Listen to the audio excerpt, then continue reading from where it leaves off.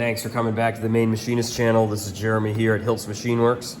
And today I have a Polaris INDY 440 cylinder that came in.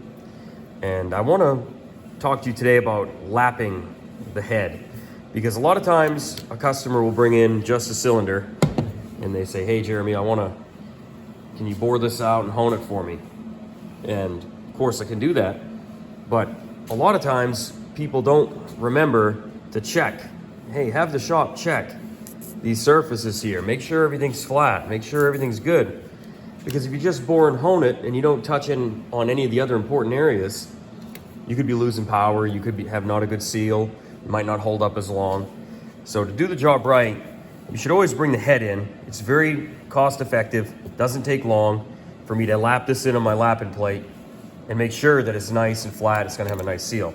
So the first thing I'm gonna do is we're just gonna clean this up. I'm just gonna take a gasket scraper, clean this thing up real nice, and we'll bring it over to the lapping plate. Okay, so I've cleaned off all of the gasket material with the scraper, and then I placed this on a semi-flat surface with 1000 grit, and I just touched it back and forth a couple of times to clean it off so that there's nothing there that's gonna be thrown off our next test. And what I'm gonna do now is I put this on my granite table here. This is my precision granite table. It is an extremely flat surface that machinists use to check and inspect the work that they've done. And I'm gonna go corner to corner on this head. And I'm not sure if you can see it or not on the camera, but I have just ever so slightly a rock here, corner to corner. This way is fine, this way, and I can just barely feel that with my hand. And what that's telling us is that this surface is not perfectly flat. There is a very slight warp there that we're gonna correct using the lapping plate now. So now we're gonna put the head down on the lapping plate.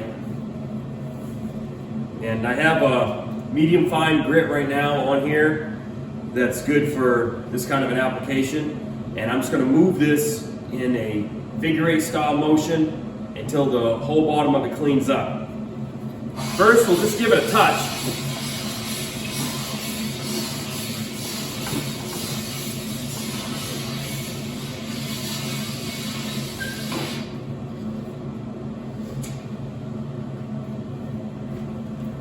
You can see that we already have lapping compound over the whole bottom of this, but I bet if I wash that off, it wouldn't be cleaned yet, so we're gonna just keep going until the whole thing cleans up nice.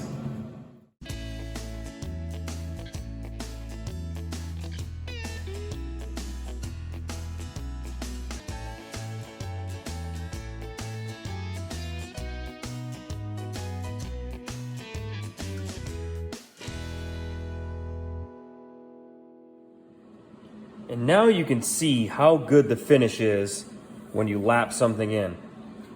It just leaves the best finish that you can get.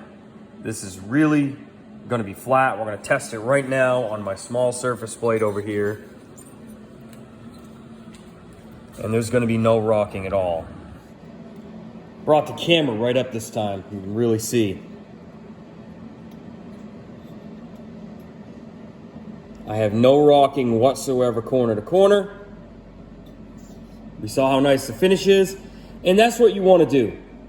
If you're going to rebuild an engine on an older snowmobile, jet ski, ATV, anything like that, whether it's 2-stroke or 4-stroke, make sure everything is done really nice so that you have the best build possible when you have the finished result and it's all back in. You're putting a lot of time into this. You're tearing this thing down, you're cleaning it, you're inspecting parts, you're paying a machine shop to do work. You're gonna have it put back together again. Take the extra $20 or whatever it might cost to lap something like this in and add that value into your machine. You'll be much happier with the end result. So this is Jeremy with Hiltz Machine Works, Main Machinist channel. Please subscribe below, share these videos. Thank you for watching as always.